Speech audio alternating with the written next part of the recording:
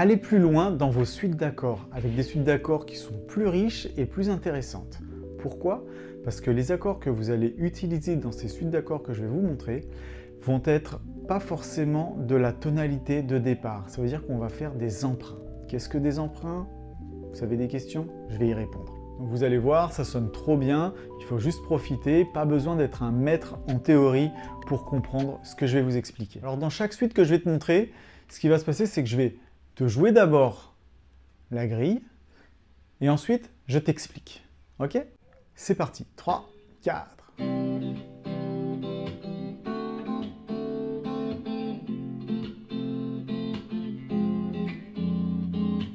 Donc ce qui s'est passé, c'est qu'on a juste utilisé un deuxième degré 7 et un quatrième degré mineur. Voilà. Je te le refais une fois avec une rythmique un peu différente.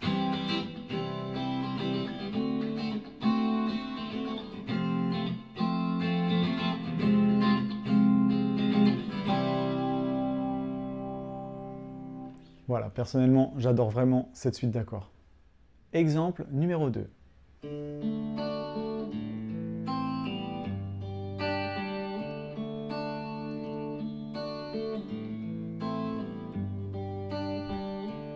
On a juste transformé le cinquième degré en mineur. On l'a minorisé.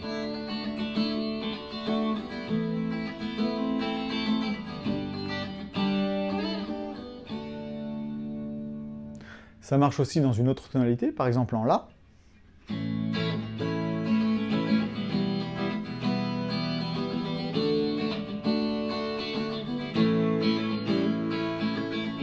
Je te le refais avec d'autres positions d'accords.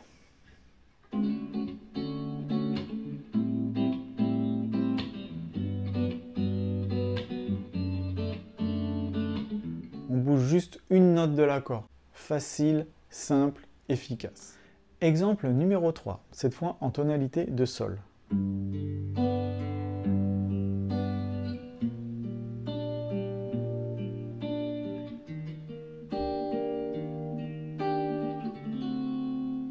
On a commencé sur notre premier degré, en Sol majeur, et ensuite on a fait un Sol mineur, mais en premier renversement. Donc ça fait comme ça, basse, si bémol.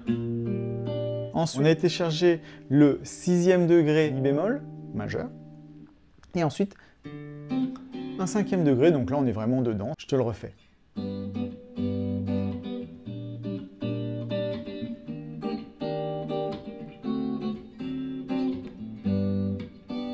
Donc voilà, il est vraiment sympa cet exemple parce qu'on commence dans la tonalité, ensuite on s'écarte pendant un moment et on revient à la fin dans notre tonalité. Alors le quatrième exemple, il fait comme ça, puis après je t'explique.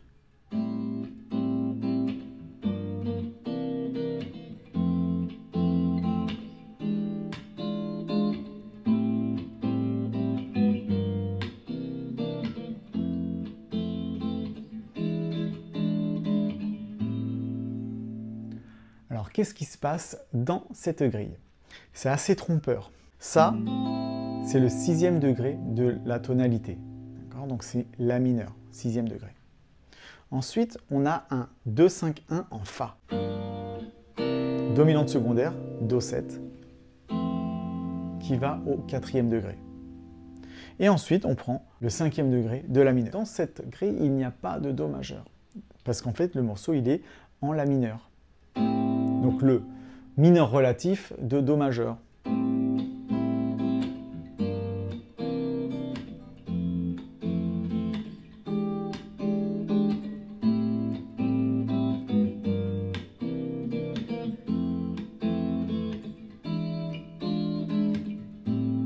Je te montre une petite option sur la fin. Au lieu de faire seulement le Mi7, tu peux faire un 2-5, donc tu rajoutes le Si mineur 7 quinte bémol.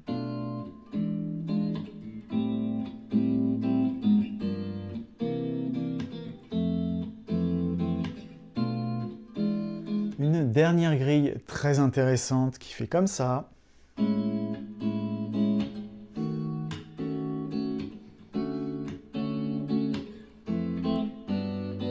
Alors, cette grille est très intéressante. Pourquoi?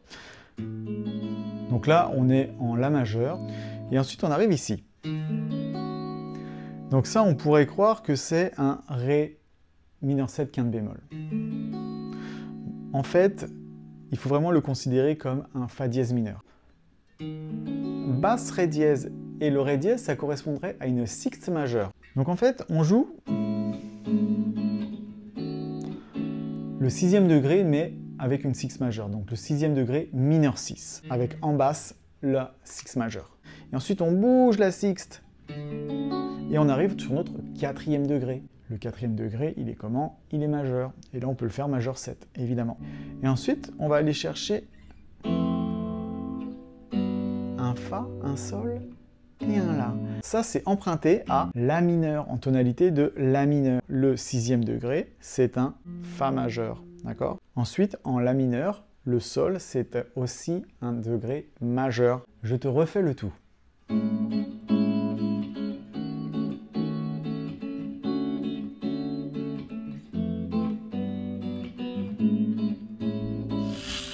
Voilà, j'espère que ces 5 techniques pour modifier tes grilles t'ont plu, que tu vas pouvoir les expérimenter dans plein de contextes différents. Et dis-moi en commentaire si tu aimerais que je fasse une prochaine vidéo sur comment faire des solos improvisés sur ce genre de grille où il y a des emprunts. Comment est-ce qu'on fait donc des solos avec des modulations? Ça pourrait être super intéressant. Si tu as aimé cette vidéo, pense à lâcher un like, à t'abonner parce qu'il y a une vidéo tous les samedis. Puis moi je te dis donc à samedi prochain.